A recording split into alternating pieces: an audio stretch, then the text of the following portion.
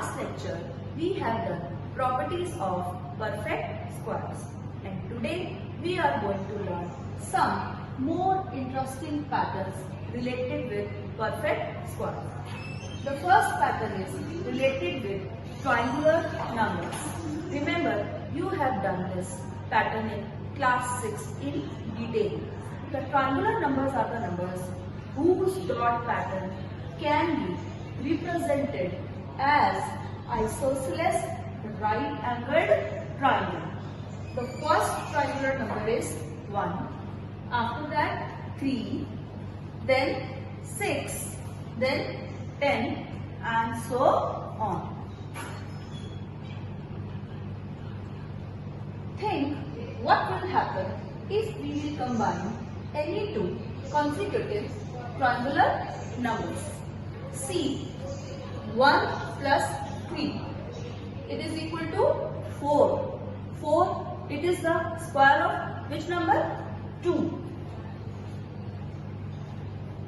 See now next, 3 plus 6, it is equal to how many dots?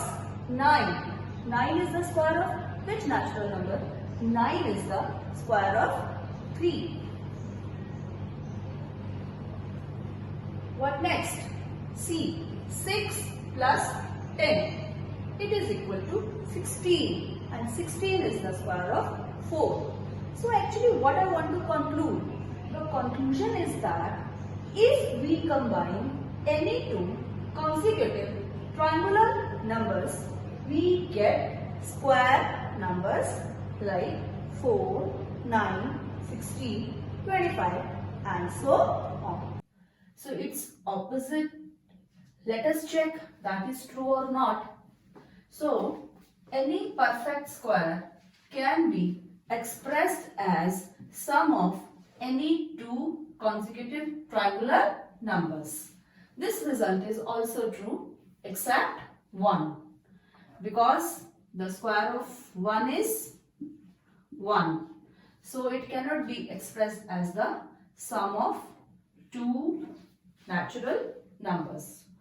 And because triangular numbers, they are the natural numbers. Next, let us check any other perfect square. For example, say 3 square, that is 9. So my question is, express this perfect square as the sum of two consecutive triangular numbers. So for that, the right knowledge of triangular numbers you should have. So first triangular number is 1, after that 3, then 6, after that 10, then 15 and so on. So let us check. 9 is the sum of which two consecutive triangular numbers? That is the sum of 3 and 6. So my answer will be 3 plus 6. How this pattern is working? The first number is 1. Then adding 2 dots, we get 3. Then adding 3 dots, 6. Then adding 4 dots, 10.